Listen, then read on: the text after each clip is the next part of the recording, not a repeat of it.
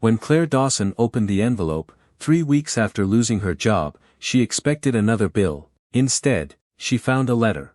It said several months of career support, temporary insurance assistance, and professional retraining had already been paid for. Claire read the letter twice. There was no company logo on the front, but at the bottom, there was one name, a name that made her slowly sit down: Thomas Hale, the CEO who had fired her. If stories about people being judged before anyone knows the whole truth mean something to you, stay with me until the end, because sometimes, the person everyone blames is carrying a burden no one can see.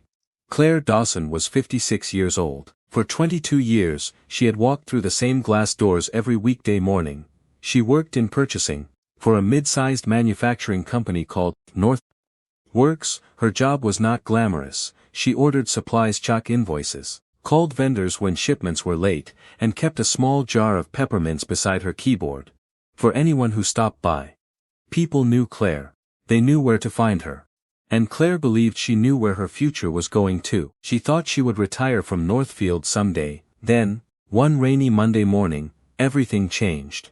The company called an emergency meeting. At first, Claire wasn't frightened. Companies had meetings, budgets changed, ornies slowed. People worried, but this meeting felt different. Department managers stood along the walls, human resources had stacks of white envelopes. And at the front of the room, stood Thomas Hale.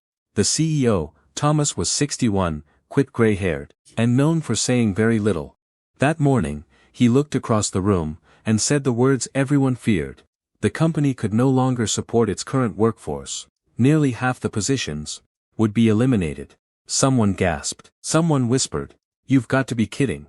Then Thomas began naming the departments affected. Purchasing was one of them.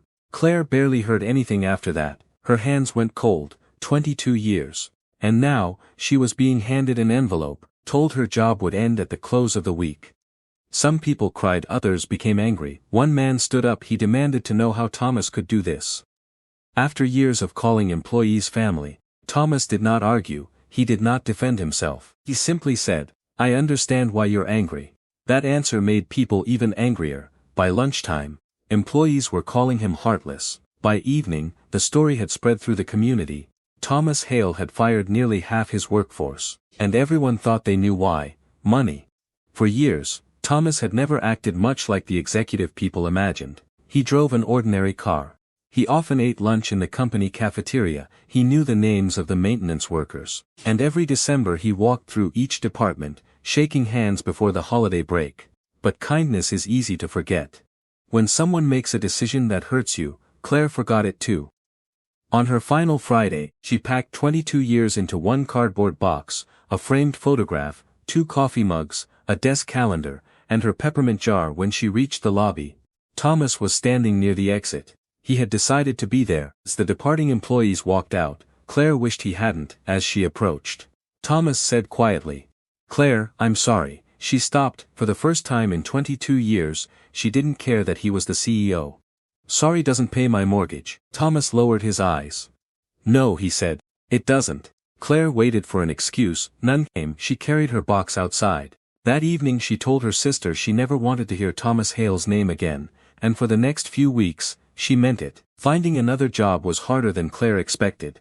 Every morning, she sat at her kitchen table with coffee and a notebook. She treated the job search like a new shift, one she had never asked for. She sent applications, changed her resume, contacted companies. Some never replied. Others wanted experience with computer systems she had never used. Day after day, the silence became heavier. Then, the envelope arrived. Inside was information about a local workforce center, a place Claire had never contacted. The letter explained that former Northfield employees could receive career counseling, computer training, interview preparation, and temporary transition assistance at no cost. Claire assumed it was some ordinary public program, so she called. A woman named Marissa answered. Claire gave her name. There was a short pause, then Marissa said, "Yes, Ms. Dawson.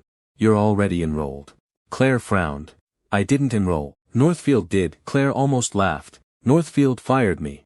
"I know." Another pause. Then Marissa said something Claire didn't expect. "The program was funded privately." Claire stared at the letter.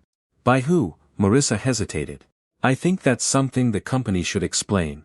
The next morning, Claire drove back to Northfield. Her old employee badge no longer worked. The receptionist called someone from Human Resources. A few minutes later, Karen Mills came downstairs. Karen had worked at Northfield almost as long as Claire. Claire held up the letter. "What is this?" Karen looked at it, then sighed. "I wondered when people would start asking." They sat in a quiet corner of the lobby, and for the first time, Claire heard the part of the story no one outside the executive offices had known. Several major contracts had ended, orders had fallen, costs had continued. The company's advisors had warned that if nothing changed, Northfield could eventually fail, and if that happened, every job could disappear. Claire folded her arms. "So he saved half of us, by getting rid of the other half." Karen didn't argue. "That's one way to see it." Claire looked at her. "It's the accurate way." Karen nodded slowly. "Maybe." Then she said, "But there's something you don't know." Months before the layoffs, Thomas had already begun reducing his own executive compensation. Other senior leaders had taken reductions too. A planned renovation of the executive floor, as cancelled company vehicles that were supposed to be replaced stayed on the road. Unused assets were sold. Claire stared at Karen. "Then where did the money go?" Karen reached forward and tapped the letter in Claire's hand. "There." Claire stopped breathing for a moment. Before the layoffs were announced, Thomas had created a transition fund, not enough to save every job, but enough to make sure the people leaving were not simply handed a box and forgotten. The fund paid for job training, career counseling, certification fees, temporary benefits assistance, and small emergency grants for families facing immediate hardship. Claire stared at the letter. Why didn't he tell anyone? Karen gave a tired smile. "I asked him the same thing." Claire waited. Karen continued. "He said announcing it during the layoffs would sound like he wanted applause for hurting people." Claire said nothing, then Karen repeated what Thomas had told her. "They have every right to be angry with me, don't take that away from them." For several seconds, Claire couldn't speak, then she asked the question the whole town had been asking. "What about his bonus?" Karen shook her head. "There wasn't one." Claire looked up. "He gave it up?" Karen nodded. Long before anyone knew layoffs were coming. Claire did not suddenly forgive everything, that would have been too easy. She had still lost the job she loved. Friends had still carried boxes through those glass doors. Families had still gone home frightened. Understanding the reason did not erase the pain. But it changed the story Claire had been telling herself. The following Monday, she went to the workforce center. A counselor sat with her. Together, they talked about everything Claire had done during 22 years at Northfield. Vendor negotiation, inventory planning, scheduling, problem solving, training younger employees. Claire had spent years telling people, "I just work in purchasing." Now someone was showing her how much that word just had hidden. 2 weeks later, Claire began a computer course. A former Northfield warehouse worker sat 3 chairs away. The following week, another former employee began training for a logistics certification. Then people started talking, not rumors, real conversations. One employee received help paying for a required course. Another was connected with a company looking for experienced machine operators. A father from the shipping department received temporary assistance. Until his new job began, no one became rich. No one's problems vanished overnight.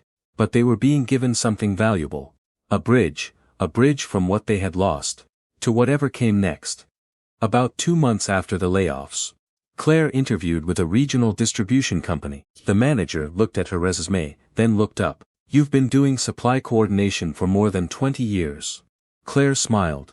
"Apparently I have." She got the job. The pay was close to what she had earned before. The office was smaller. The coffee was worse. But on her first morning, Claire placed her peppermint jar beside the keyboard. And for the first time in months, it felt like she was beginning again. Northfield changed too. The remaining workers still carried fear from what had happened.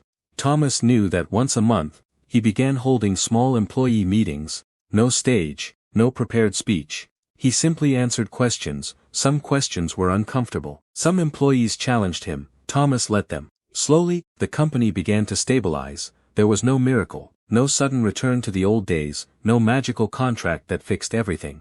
Just small improvements, steadier orders, lower costs, and a company that remained open, instead of disappearing completely.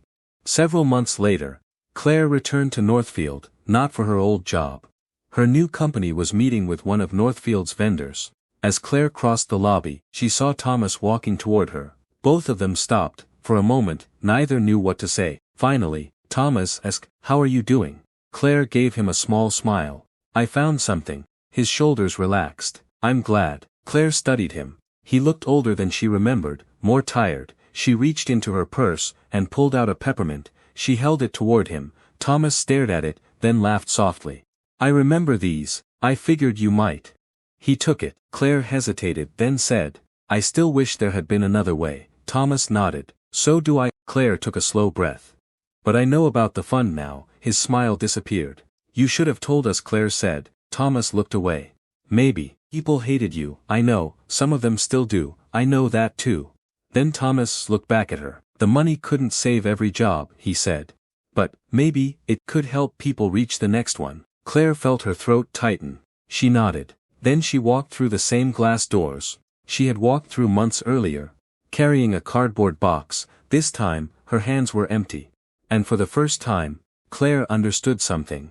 Sometimes, the person standing at the front of the room, making the painful decision, may be hurting too. We rarely know the full cost of someone else's decision, just by watching it from the outside. And sometimes, kindness does not mean preventing every painful thing from happening. Sometimes, kindness means refusing to abandon people when you cannot stop the pain. If this story stayed with you, comment. Kindness lives here. And if someone once helped you through a difficult transition, when you least expected it, share that memory below, because someone reading the comments today may need to hear one simple thing. Closing one chapter doesn't mean the story is over.